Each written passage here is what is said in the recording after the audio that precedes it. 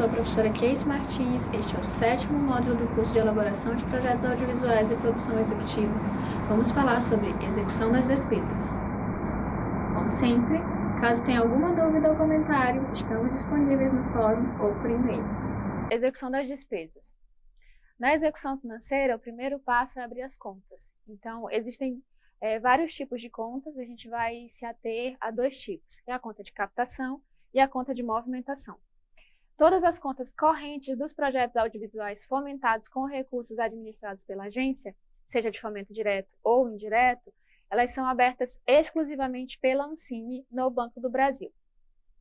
A conta de captação, ela é uma conta de fomento indireto, ou seja, você ainda vai captar os recursos, seja se você aprovou um projeto por leis estaduais ou outros tipos de legislação que permite que você capte recursos de outras fontes, então isso é um tipo de fomento indireto. Quando você tem uma conta de movimentação, você pode ter tanto um projeto de fomento direto quanto indireto. No fomento direto, quando você, por exemplo, num edital de Prodecínio, de um edital de Prodave da Ancine, isso é uma conta, você vai abrir uma conta de movimentação de fomento direto. Movimentação bancária. Depósitos. Nas contas de captação, somente são permitidos depósitos de valores oriundos de captações de recursos incentivados ou contas de recolhimento. Ou seja, não é permitido nenhum tipo de depósito que não seja oriundo de recursos que sejam via legislação, via leis, via editais, ou que estejam alinhados com o que for permitido no edital que você aprovou o seu projeto. A conta de movimentação, somente serão permitidos depósitos de valores que sejam oriundos de contas bloqueadas ou de captação dos projetos, resgates ou aplicações financeiras, ou depósitos de recursos próprios exclusivamente para fins de pagamento de despesas relacionadas ao projeto, relativas à contrapartida ou com finalidade de empréstimo. No caso, por exemplo, se você aprovou o seu projeto no edital do Prodave, por exemplo, uma série de TV, e aí você recebeu uma quantia, digamos, de 650 mil. Esse valor ele vai direto para uma conta de movimentação. A Ancine, você como proponente vai abrir uma conta, a Ancine ela vai intermediar esse processo, então você vai abrir uma conta de movimentação. Quando você recebe esse valor, não é permitido que seja depositado nenhum tipo de valor nessa conta, a não ser essas exceções aqui que a gente acabou de explicar.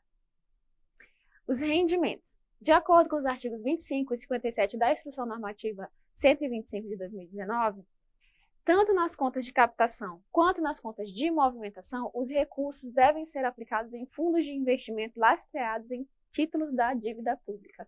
Ou seja, quando você recebe esse recurso na sua conta de movimentação, ele necessariamente tem que ser aplicado num fundo de investimento. Os rendimentos financeiros dessas aplicações serão considerados como aporte complementar ao projeto, estando sujeito às mesmas condições de prestação de contas exigidas para o projeto. Por exemplo, conforme o seu projeto ele for tendo rendimentos dessa aplicação financeira, você precisa também prestar contas desses rendimentos. Por isso que é importante que você esteja fazendo sempre um acompanhamento do extrato bancário e fazendo a prestação de contas referente a essas aplicações. Execução de despesas. O reembolso configura-se como um ressarcimento financeiro de despesas aderentes ao projeto realizadas com recursos próprios da proponente ou de pessoas físicas vinculadas ao projeto.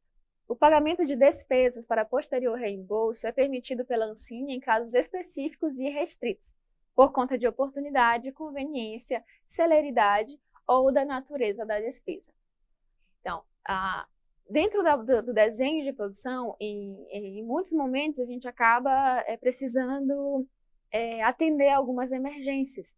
Então, dentro disso é permitido, por exemplo, se tiver algum problema com a movimentação da conta, enfim, qualquer tipo de dificuldade, é permitido que a proponente ou pessoas vinculadas ao projeto possam, utilizar de seus recursos próprios para pagar alguma despesa referente ao projeto e, posteriormente, ser ressarcida por isso.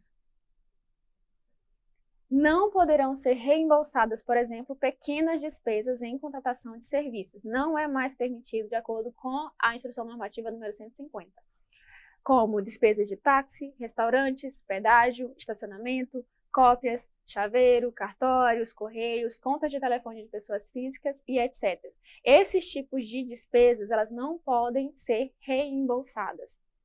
O que é permitido hoje é que essas despesas elas tenham a sua própria NF, a sua própria nota fiscal, o seu próprio recibo, de acordo com as orientações da Instrução Normativa 150.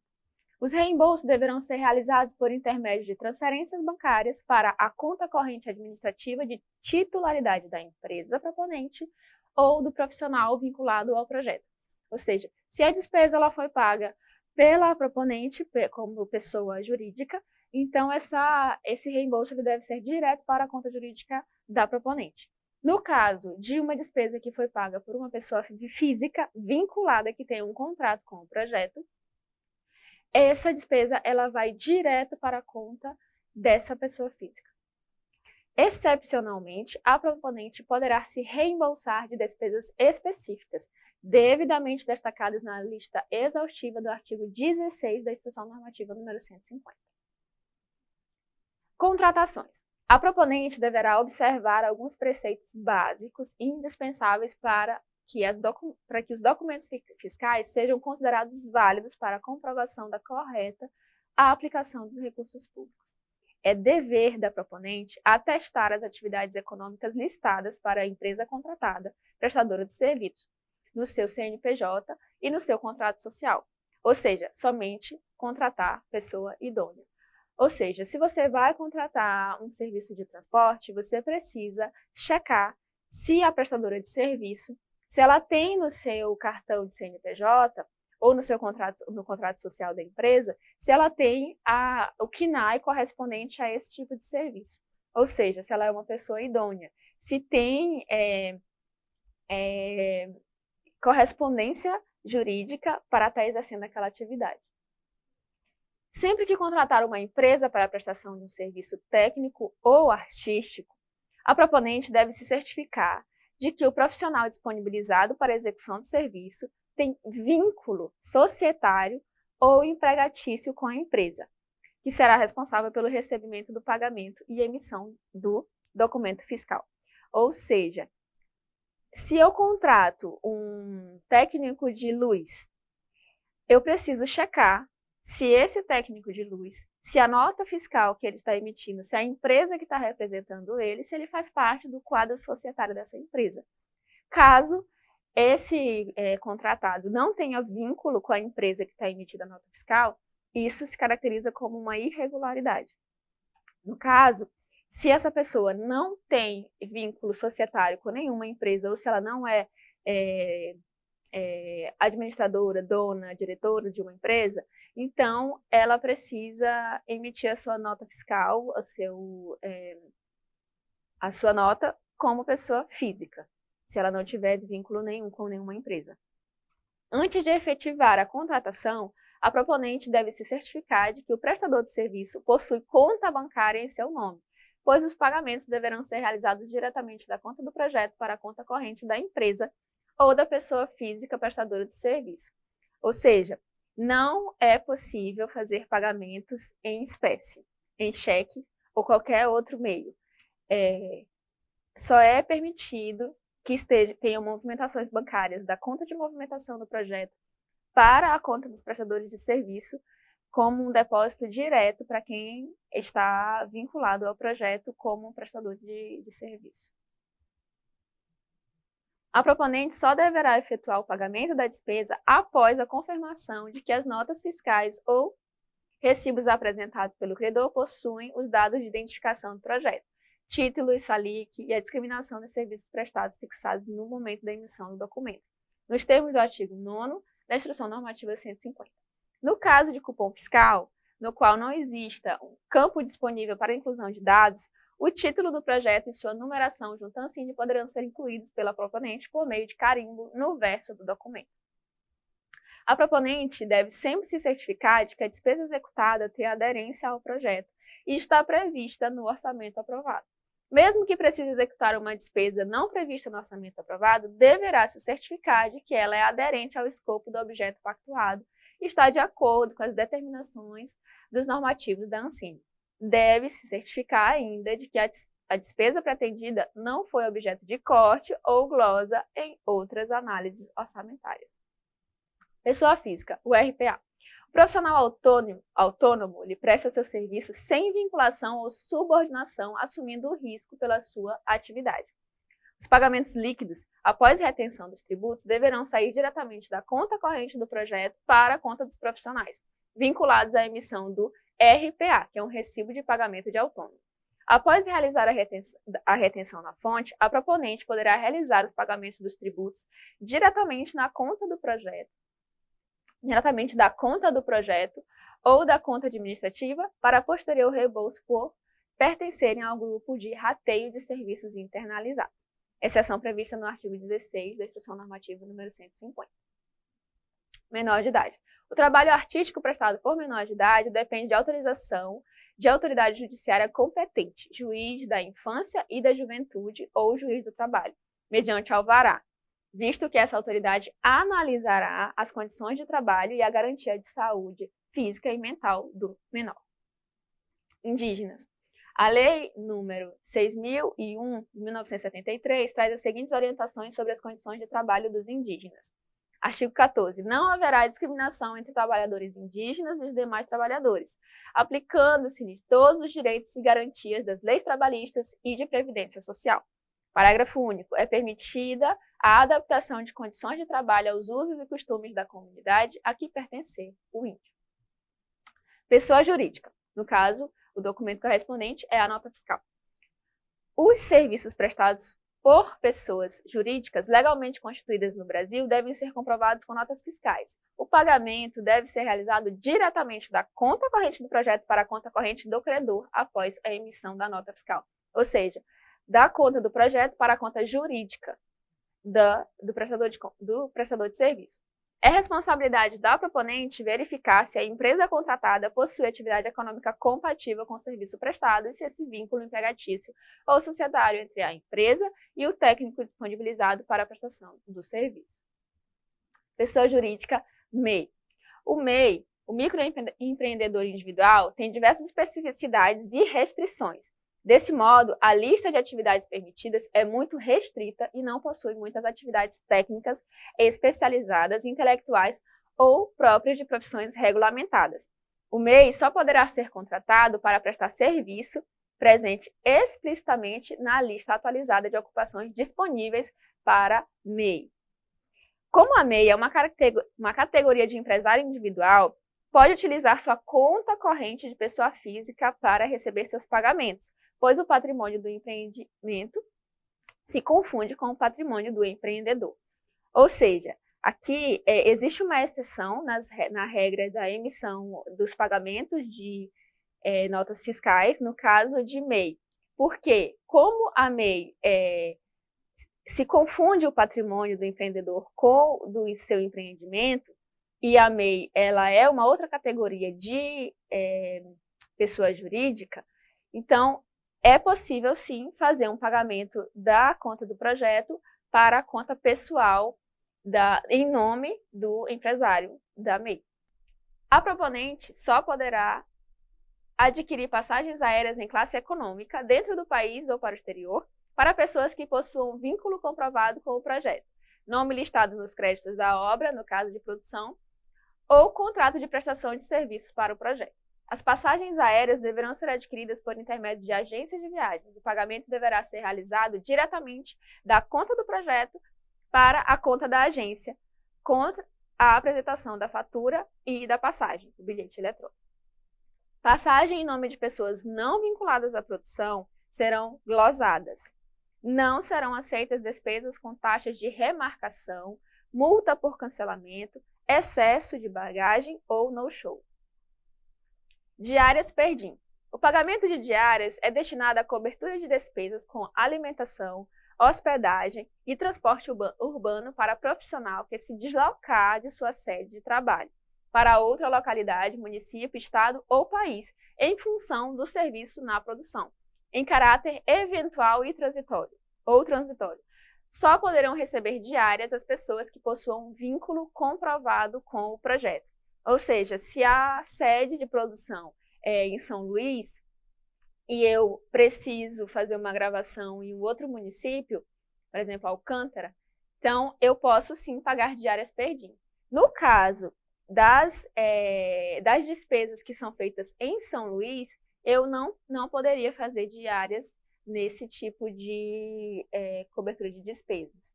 Eu não posso pagar os meus profissionais de São Luís com diárias per dia, somente se houver deslocamento da minha sede de trabalho. Serviço de transporte.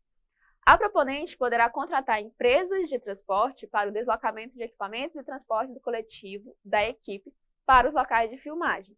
A despesa deverá ser comprovada com nota fiscal ou conhecimento de transporte. Espero que essa aula e o curso como um todo tenham sido proveitosos. Caso tenha alguma dúvida, não deixe de entrar em contato. Bons estudos e não deixe de responder as atividades como requisito para a obtenção do seu certificado de conclusão.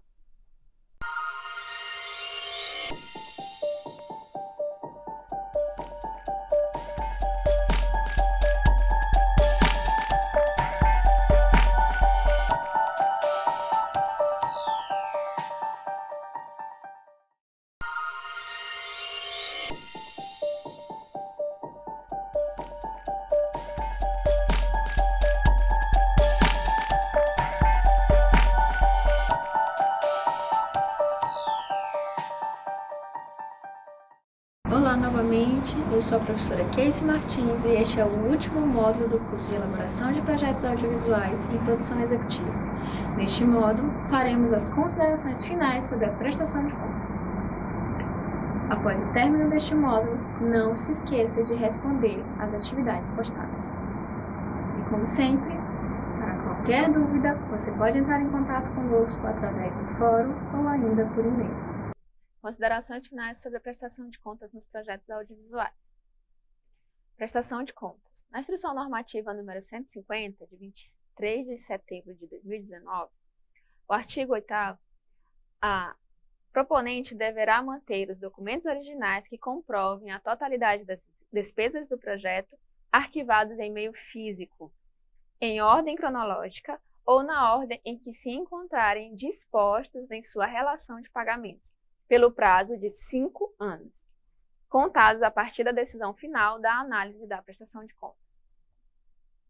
A prestação de contas será aprovada com ressalvas quando verificadas as seguintes ocorrências, entre outras: classificar na relação de pagamentos e informações financeiras ou no demonstrativo orçamentários despesas que não se relacionem à natureza dos itens orçamentários em que foram lançados, em divergência com o orçamento aprovado.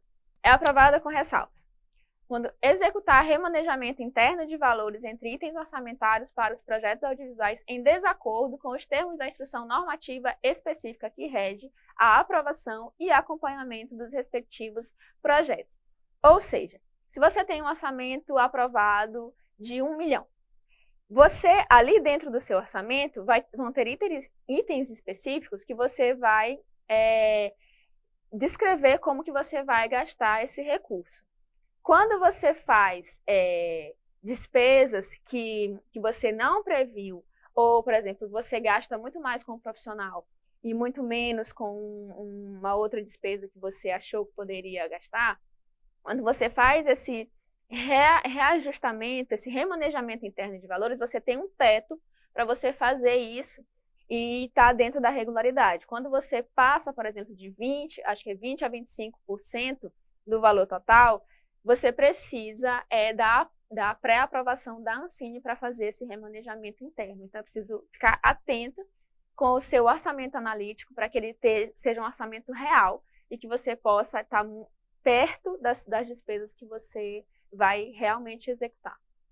executar as despesas do projeto com concentração de pagamentos de pelo menos 25% do valor total executado a um mesmo fornecedor ou grupos de empresas vinculados a um mesmo sócio, também constitui uma irregularidade, porém, até 25% a sua prestação de contas ela vai ser aprovada com ressalvas, exceto para projetos específicos de, por exemplo, desenvolvimento de projeto, porque no desenvolvimento de projeto, as despesas, elas são, a natureza das despesas, não são muito diversificadas. Por exemplo, você vai ter que pagar o roteirista,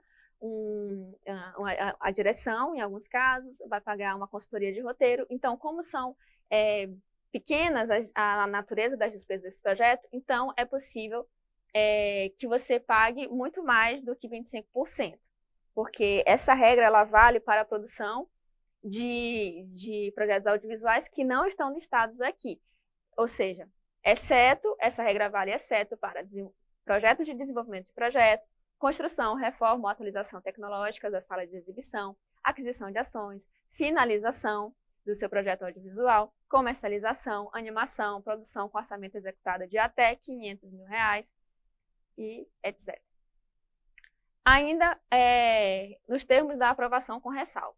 Despesas executadas irregularmente, cujos valores já tenham sido ressarcidos aos cofres públicos. Movimentação de recursos nas contas abertas para a execução do projeto que não forem destinados ao pagamento de despesas do projeto, comprovados juntos à prestação de contas. Preenchimento incorreto dos formulários que comprometa a análise da prestação de contas. Não aplicação ou aplicação em desacordo da logomarca obrigatória, conforme a Instrução Normativa número 130. Atenção, isso é um detalhe muito importante.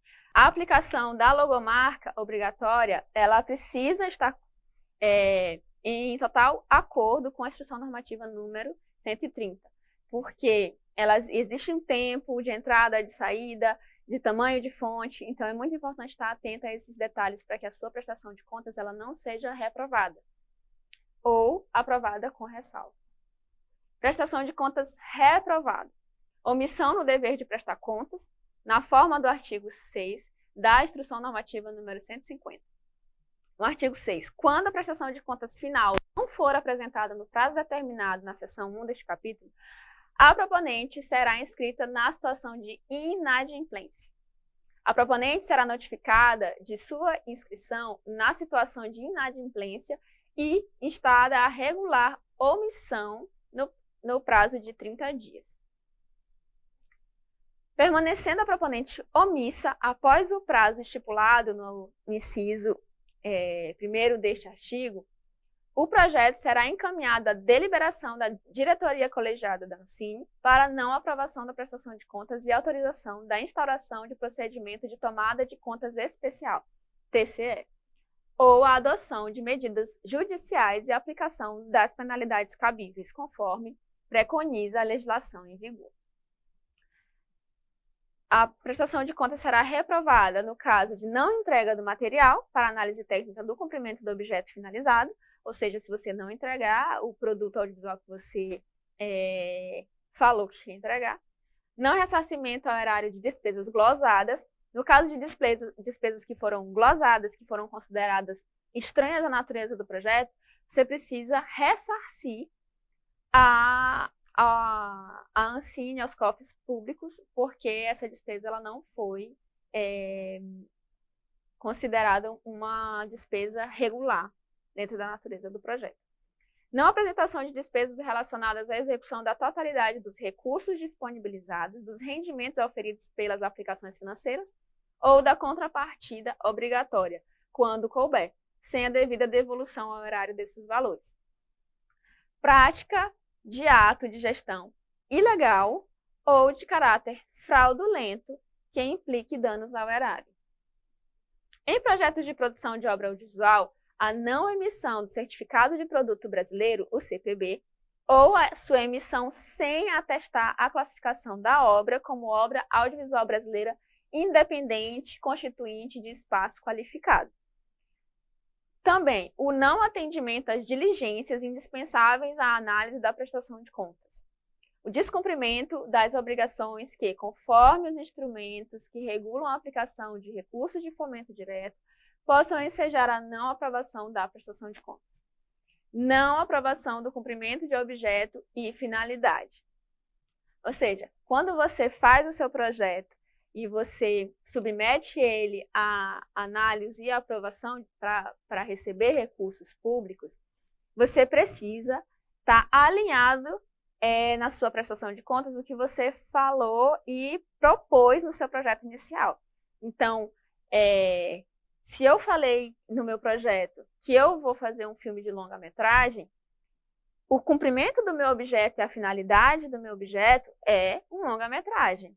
Então, eu preciso apresentar esse longa-metragem a partir da emissão do meu certificado de produto brasileiro, que é o meu registro de que aquela obra ela é uma obra de longa-metragem dentro dos termos que eu falei que eu ia fazer.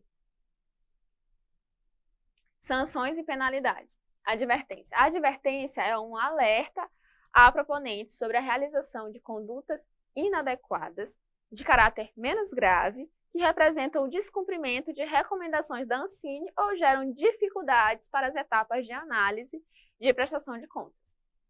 Inabilitação. A inabilitação é a sanção restritiva de direitos aplicada no caso de condutas inadequadas de caráter mais grave, listadas no artigo 43, no parágrafo 1º, inciso 2º da Instrução Normativa número 150.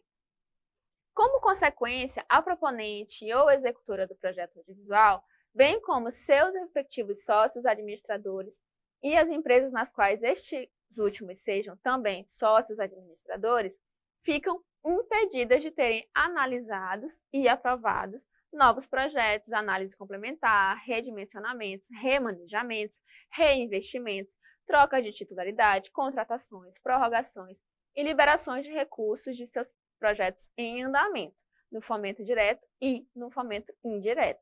Os impedimentos persistirão enquanto durar o descumprimento das obrigações previstas na Instrução Normativa número 150. Sofrem ainda com as seguintes penalidades: suspensão de participação em linhas de financiamento em estabelecimentos oficiais de crédito, proibição de contratar com a administração pública pelo período de até 2 anos, proibição de fruir dos benefícios de fomento indireto geridos pela Ancine pelo período de até 2 anos. Glosas. Na análise de prestação de contas, caso sejam constatadas despesas irregulares, inválidas ou estranhas à natureza do projeto, a Ancine diligenciará a proponente solicitando a devolução dos recursos à União para que não se consolide a situação de danos ao erário. Inadimplência. Quando descumpre solicitações realizadas pela Ancine, as proponentes, seus sócios e as empresas vinculadas são inscritas na situação de inadimplência. Quando inscrita no cadastro de inadimplentes, ficam impedidas de terem analisados e aprovados novos projetos, análise complementar, redimensionamentos, remanejamentos, reinvestimentos, trocas de titularidade, contratações, prorrogações e etc. Sempre que a proponente cumpre com a obrigação motivadora da inadimplência, mesmo que de maneira intempestiva, é automaticamente retirada da situação de inadimplência. Para mais informações, veja o artigo 39 da Instrução Normativa número 150. Multas. Alguns mecanismos de fomento exigem a aplicação de multas incidentes sobre os débitos apurados pela Ancine. A diretoria colegiada exigirá a devolução dos recursos no prazo de 30 dias contados do recebimento da notificação. Se a proponente devolver o dinheiro devido dentro desse prazo, não será aplicada a multa.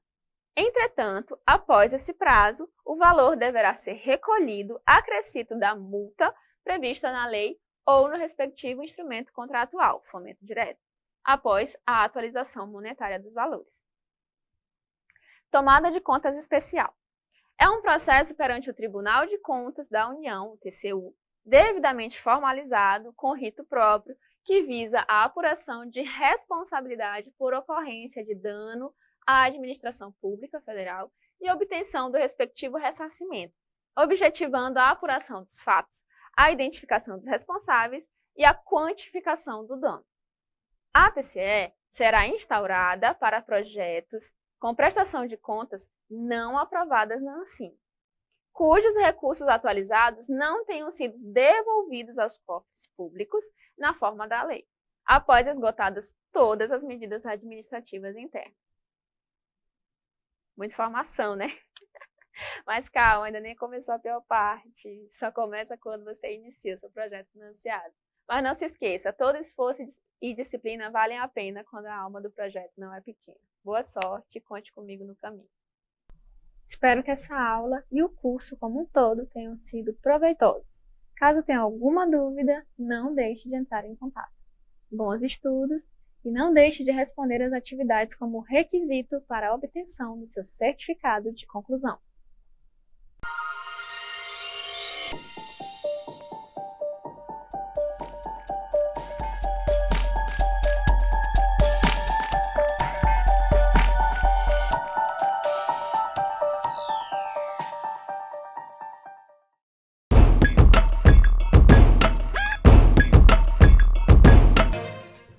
Então, dando continuidade aqui ao nosso segundo módulo do curso Ensino Híbrido, Personalização e Tecnologia. Conforme eu havia indicado na videoaula, nós vamos abandonar um pouco a parte teórica, né, e tentar dar alguma indicação de ferramentas, né, de metodologias para se trabalhar de acordo com o que o modelo propõe, né? Que é a convergência do presencial com o online.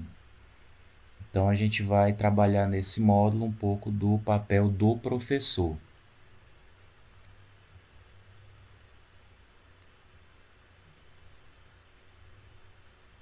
Bom, no ensino híbrido, o papel do professor ele é um papel de mudança de foco e mudança de direção. Já que a gente está propondo nesse momento um ensino que vai se centrar muito no online, muito no uso das tecnologias, o centro desse processo ele tem que ser o estudante, né? Então, o foco da atenção do aluno ela vai se dar no sentido de desenvolver um autoaprendizado, que a gente chama de autoinstrucionalidade. Tá? Então, todo o conteúdo, toda a dinâmica que nós, profissionais da educação, vamos trabalhar com esse aluno, tem que se dar no sentido de que o aluno possa desenvolver, né, de forma autoinstrucional aquele conteúdo. Em outras palavras, com o nosso apoio, ele vai aprender ali sozinho, né, em tempos de isolamento social. Então, o papel do professor nesse sentido é centrar as suas atenções aí no estudante. Então, o ensino híbrido, o que ele vai propor aí nesse contexto? O que ele vai propor aí nessa direção? Né? O estudante, o ensino híbrido foca no estudante e a sua aprendizagem própria, e através de interações interpessoais. Desculpem aí o pequeno erro na escrita. Ele aprende através de interações interpessoais. Essas interações elas se dão entre pares, né? Ela pode ser aluno, e pode ser também aluno-professor. Tá? Então, esse é o nosso papel aí dentro do ensino híbrido. É dar o foco, mudar um pouco o foco para o aprendizado do aluno. Mas como a gente vai desenvolver isso? Então, vem agora um pouco da parte prática, vem um pouco agora de dicas e também de uso de metodologias e também de ferramentas, né? Então, vamos ver aqui a elaboração de atividades a serem desenvolvidas em casa com o suporte da tecnologia. Como é que o professor ele vai fazer isso? Né? O professor, a professora. Então, o primeiro passo. Esse estudante para ele aprender ali só, né?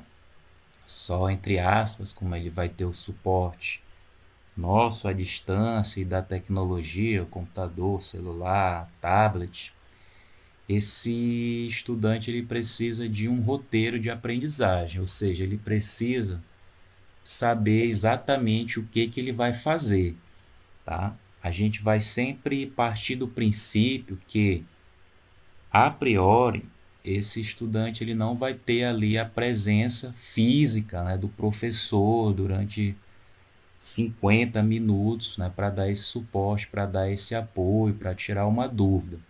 Então a gente tem que criar uma estratégia, que aqui vai ser esse roteiro, que diga para ele o que ele vai fazer, o que a gente quer dele naquela disciplina, naquela atividade, naquela tarefa. Então eu estou sugerindo aqui um documento e ele vai estar disponível também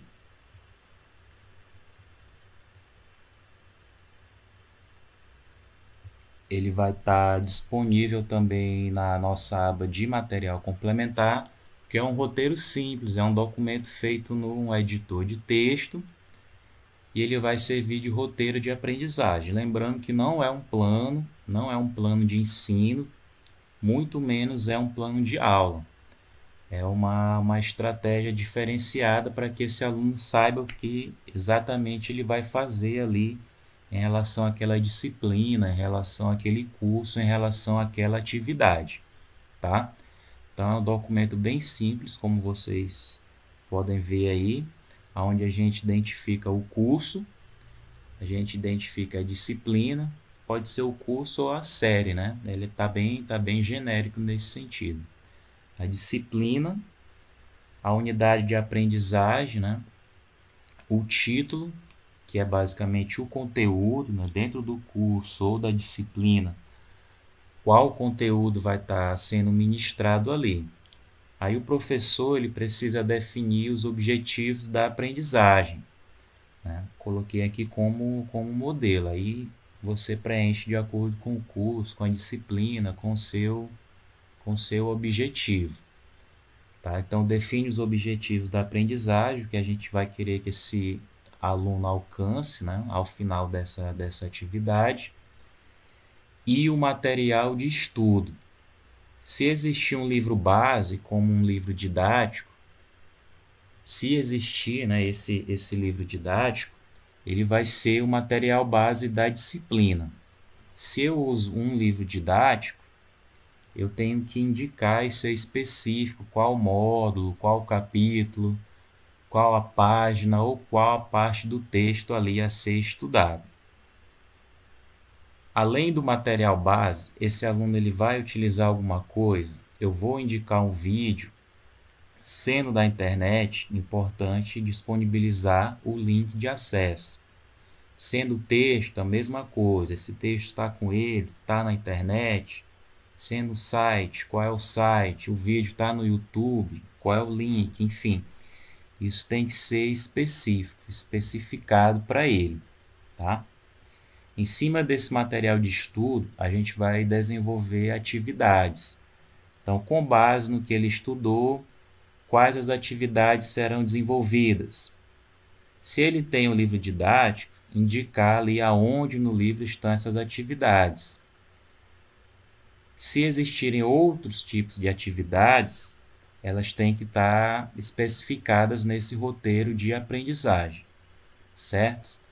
E aí, como atividades, eu vou sugerir aqui três metodologias, porque eu observo muito, por exemplo, as atividades que chegam em casa, né, para minha filha, porque ela nesse período aí de isolamento está fazendo também atividades online.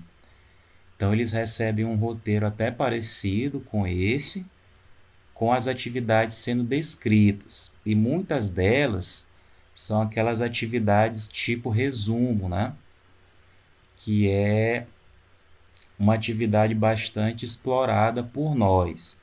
Resumo disso, resumo daquilo, resenha, fichamento, que na cabeça do aluno é tudo a mesma coisa, né? Basicamente ele vai extrair partes daquele texto e colocar numa folha, né? E ali está o resumo, está a resenha, né?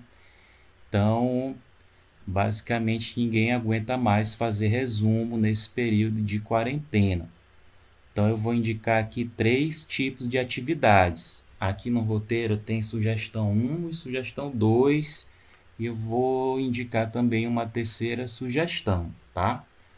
A sugestão 1, ela é de trabalho escrito em grupo.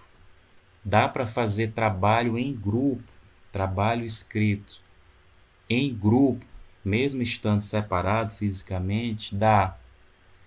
São as chamadas ferramentas de escrita colaborativa, né? Por exemplo, o Wikipédia é uma ferramenta de escrita colaborativa, onde as pessoas podem acessar e dar a sua contribuição, né? Alguém revisa, mas claro, o Wikipédia é algo bem mais trabalhado.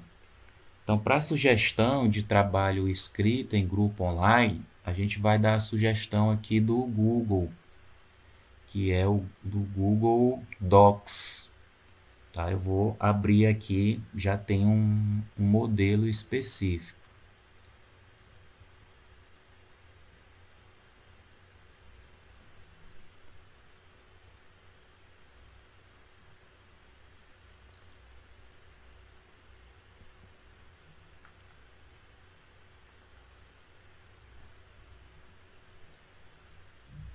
Bom, aqui é o Google Docs, está na minha conta, né? Todo mundo que tem um Gmail tem uma conta no Drive e tem acesso também ao Google Docs, que basicamente simula um editor de texto online. Então, eu estou simulando aqui, por exemplo, que seria um trabalho escrito de geografia, com o tema Problemas Ambientais nos Centros Urbanos. Então, por ser online, eu posso compartilhar esse documento com outros editores. Então, eu posso estar fazendo um trabalho em grupo, né, onde os alunos, claro, vão se organizar, né, e dividir as suas contribuições. Então, aqui tem um exemplo de um trabalho escrito de geografia, com o tema, né, Problemas Ambientais nos Centros Urbanos. Então, tem uma rápida introdução e tem os tópicos. Aí, cada estudante ele pode estar contribuindo com um tópico. Estudante X fala um pouco sobre a poluição do ar. Então, coloca aqui o texto, coloca a referência. Outro estudante, poluição das águas. Outro, ilha de calor. Outro, inversão térmica. E aí eles vão, de forma colaborativa, né, desenvolvendo o seu trabalho. Então, é a ideia aqui de escrita colaborativa. Alguém, né, tem que partir a iniciativa de alguém. O próprio professor ele pode criar esse esboço e compartilhar com os alunos. Agora, claro, né, precisa de que eles tenham e-mail, de preferência um Gmail. E aí eu digo se ele pode editar, se ele pode só ver ou se ele pode comentar. Como eu quero que ele edite, como é um trabalho em grupo, ele pode editar. E aí eu coloco o e-mail aqui e compartilho, tá? Com quantas pessoas aí a gente quiser. Então eu tenho um trabalho em grupo, no final a ideia, né, em tese pelo menos, é que todos tenham participado, tá? Então é uma alternativa trabalho em grupo online. Além desse tipo de alternativa, eu coloquei aqui como sugestão de atividade a exploração de mapas mentais, que muitos professores utilizam hoje, né? Utilizam na atualidade, o mapa conceitual ou o mapa mental, tá? Muitos alunos, né, fazem no caderno, colorem, são bem criativos nesse sentido. Mas além da opção de fazer manualmente, tem a opção também de fazer via aplicativo. E aí eu vou sugerir um que ele é do próprio Windows, tá? Muitos computadores utilizam na atualidade o Windows, né? Então eu dei essa sugestão que pode ser adquirida na própria loja do Windows, o Windows Store. É gratuito, eu já baixei aqui, deixei disponibilizado. É essa ferramenta aqui.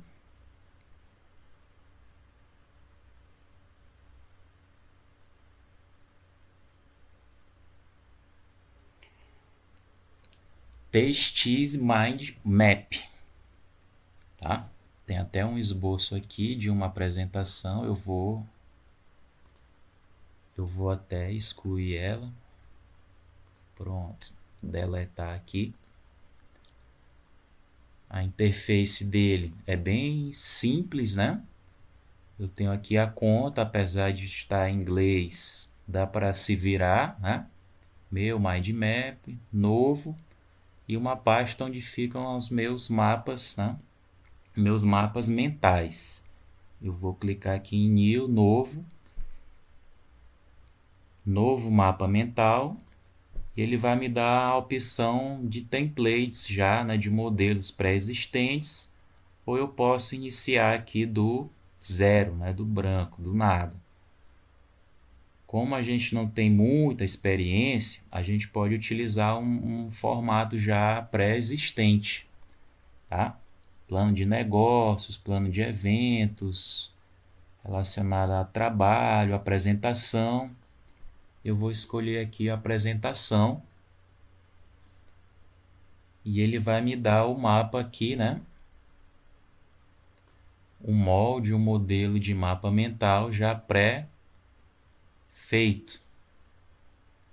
Aqui do lado esquerdo, nessa aba, tem essas mesmas palavras aqui e em cima eu só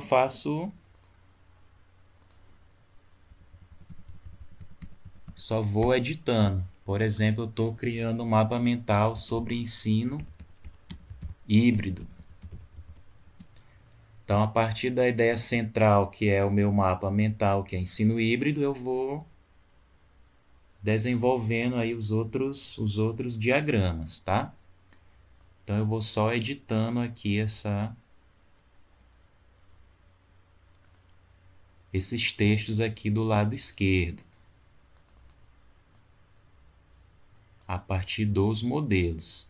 E aqui tem a opção para mudar as cores e para inserir demais diagramas. Se eu quiser aumentar, modificar o formato, inserir mais desses diagramas aqui, mais dessas linhas, tá?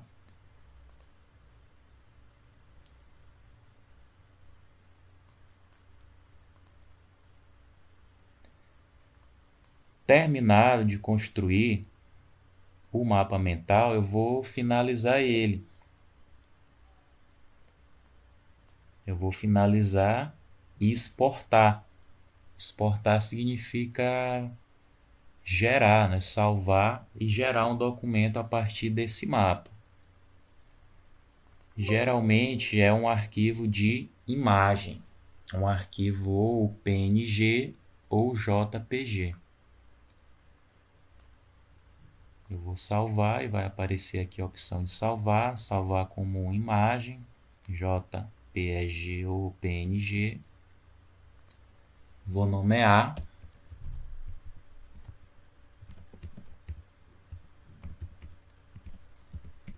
Vou fazer a nomeação dele aqui e salvar. Vou deixar salvo aqui na pasta do nosso curso, aqui no meu computador, sobre educação híbrida. E ele vai gerar um arquivo de imagem e vai ficar salvo. Depois eu posso colar num documento, posso colar num editor de texto, ou posso simplesmente imprimir, entregar, enviar ao professor para análise, tá? Lembrando que a gente vai ter uma atividade na nossa plataforma de aprendizagem online, que é sobre a utilização desse mapa mental aqui, certo? Então, nós demos a sugestão do trabalho escrito online. Nós demos a sugestão dos mapas mentais.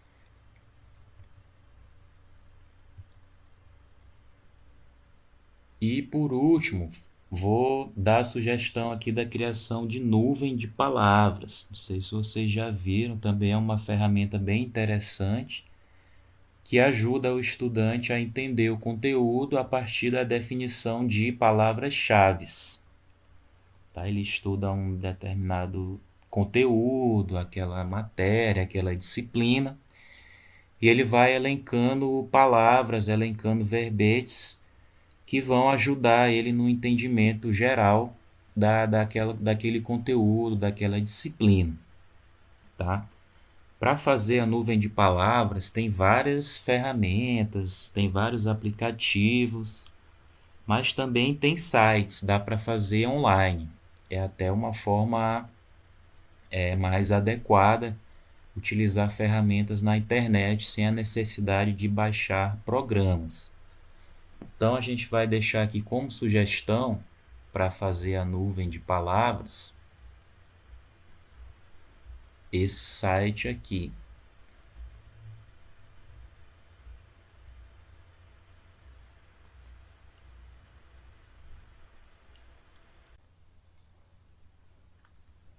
Bom, então aqui é a página inicial do Word Art, que é aquele site para fazer a nuvem de palavras, né?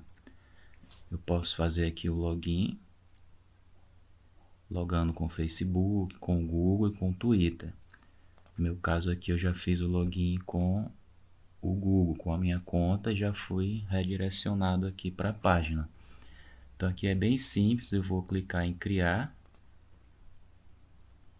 E aí ele vai abrir uma ferramenta aqui de criação da nuvem de palavras. Tá? Aqui desse lado esquerdo as palavras e aqui do lado direito mais ou menos como vai ficar. Então, como a gente está trabalhando no ensino híbrido, eu vou criar uma nuvem de palavras com o tema do nosso curso. A palavra inicial vai ser essa e eu vou colocando outras. Aprendizagem, ensino, autonomia, estudante, internet. Posso colocar aí quantas palavras eu quiser. A gente vai ficar só nessas. Posso personalizar o tamanho das palavras, as cores e a fonte, entre outras personalizações. E vou clicar aqui em visualizar para visualizar como é que ela vai ficar, né? Pronta. Então tá aqui. Posso editar, posso voltar e posso salvar. Tem a opção aqui de imprimir.